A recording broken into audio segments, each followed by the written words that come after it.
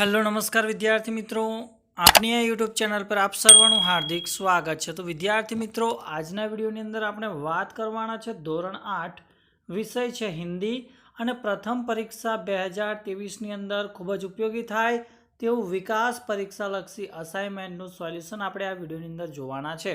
અને તેમાંય પ્રશ્ન 5A કે નિમ્નલિખિત પરિચ્છેદ के नीचे दिए गए प्रश्नों के उत्तर लिखिए। तो અહીંયા કેટલાક ફકરા આપેલા છે અને ફકરાની નીચે કેટલાક પ્રશ્નો આપેલા છે, તેનું આપણે સોલ્યુશન આ વિડીયોની અંદર જોવાના છે। તો આ વિડીયોને અંત સુધી જોવાનું ભૂલતા નહીં।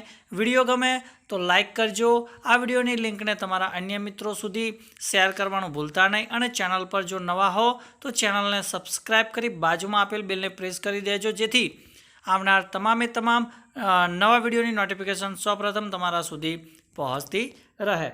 તો પ્રશ્ન છે 5A। અહીંયા એક આપણને પેરેગ્રાફ આપેલો છે અને તે આધારિત કેટલાક પ્રશ્નો આપેલા છે। તો તે પ્રશ્નોનું આપણે સોલ્યુશન જોઈશું। તો પહેલો પ્રશ્ન છે કે ચરિત્ર का क्या महत्व है। तो એનો જવાબ જોઈએ। तो चरित्र व्यक्तित्व का निर्माण करने वाला एक ऐसा तत्व है जिससे मनुष्य का जीवन सफल हो जाता है। बीजू, चरित्र का मानव जीवन पर क्या प्रभाव पड़ता है। तो चरित्र से ही आत्मविश्वास और आत्मनिर्भरता उत्पन्न होती है। तीजो प्रश्न, चरित्र किसे कहते हैं। तो चरित्र मनुष्य के क्रियाकलाप और आचरण के समूह का नाम है। चौथो प्रश्न, चक्रवर्ती सम्राट क्यों अस्तित्व विहीन हो गए।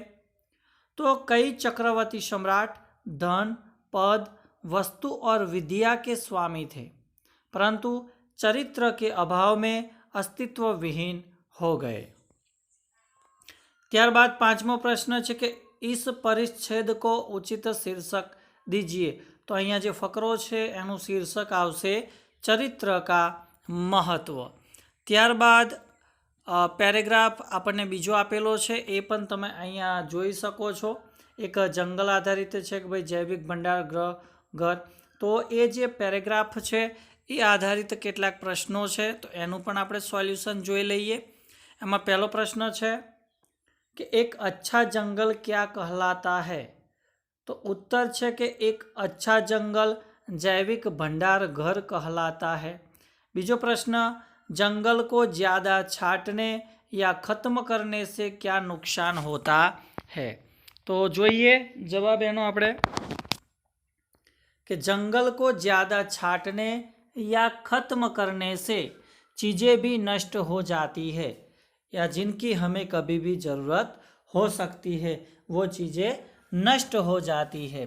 ત્યારબાદ तीजो प्रश्न है कि अच्छा जंगल क्या उगाता है।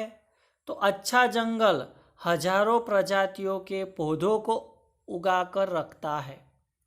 चौथो प्रश्न कि बाद में क्या बहुमूल्य हो जाता है।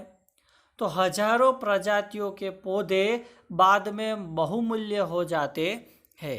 पांचमो है कि इस परिच्छेद को उचित शीर्षक दीजिए। तो एनु शीर्षक आवश्य कि जंगल एक जैविक भंडार घर अथवा जंगल की सुरक्षा हमारा कर्तव्य। त्यारबाद तीजो जे पेरेग्राफ है ए तीजो पेरेग्राफ पण तमे अहींया जोई शको छो। जे पेरेग्राफ समय पर आधारित है, एटले कि सबसे अमूल्य वस्तु है समय। तो समय आधारित है, तो एना केटलाक प्रश्नों है, तो ये प्रश्नों पण आपणे जोई लईए। एमां पहलो प्रश्न है कि समय को संसार की सबसे अमूल्य वस्तु क्यों कहा गया है। तो एनो जवाब है कि इस संसार में सभी चीज़ों को घटाया या बढ़ाया जा सकता है, पर समय को नहीं। समय किसी के अधीन नहीं रहता, इसलिए संसार में सबसे अमूल्य वस्तु समय है। बीजो प्रश्न, समय का सबसे बड़ा शत्रु कौन है। तो आलस्य ही, यानी कि आलस्य ही समय का सबसे बड़ा शत्रु है। तीजो प्रश्न कि सत्संगति का व्यक्ति पर क्या प्रभाव पड़ता है। तो सत्संगति के कारण व्यक्ति अपने अमूल्य समय को व्यर्थ की बातों में नहीं गवाता। ત્યારબાદ चौथो प्रश्न है कि बड़े वैज्ञानिकों की सफलता का रहस्य क्या था। तो बड़े वैज्ञानिक समय के एक एक क्षण का सदुपयोग उन्होंने किया और संसार को अनेक आविष्कार प्रदान किए। ત્યારબાદ પાંચમો પ્રશ્ન છે કે इस परिच्छेद को उचित शीर्षक दीजिए। तो એનું જવાબ આવશે સમય કા મૂલ્ય યા फिर સમય કા મહત્વ। આ પ્રમાણે આપણે શીર્ષક આપી શકીએ છીએ। ત્યારબાદ ચોથા નંબરનો જે પેરેગ્રાફ છે કે ભાઈ પશु पक्षी जहाँ जन्म लेते हैं उस देश को प्रेम करते हैं। बराबर। तो ये जे पेरेग्राफ है ये पेरेग्राफ आधारित કેટલાક પ્રશ્નો છે તો એ પણ આપણે જોઈ લઈએ એનું સોલ્યુશન। એમાં પહેલો પ્રશ્ન છે कि जानवर को हम किस में बंद कर सकते हैं। तो उत्तर है कि जानवर को हम पिंजरे में बंद कर सकते हैं। बीजो प्रश्न, जानवर कब सुखी नहीं रह सकता। तो पिंजरे में बंद जानवर उसे लाख आराम पहुंचाने की कोशिश कर सकते हैं फिर भी वह सुखी नहीं हो सकता। तीजो प्रश्न, पशु पक्षी को क्या प्यारा लगता है। तो एनो उत्तर है कि पशु पक्षी को जंगल प्यारा लगता है। चौथो है कि इस परिच्छेद का संदेश क्या है। तो हमें कभी भी पशु या पक्षी को पिंजरे में बंद नहीं करना चाहिए, उसे खुले आकाश में या आसमान में उड़ना चाहिए। इसलिए हमें कभी भी पशु या पक्षी को पिंजरे में बंद नहीं करना चाहिए क्योंकि जंगल उसे सबसे ज़्यादा प्यारा लगता है। त्यारबाद इस परिच्छेद को उचित शीर्षक दीजिए।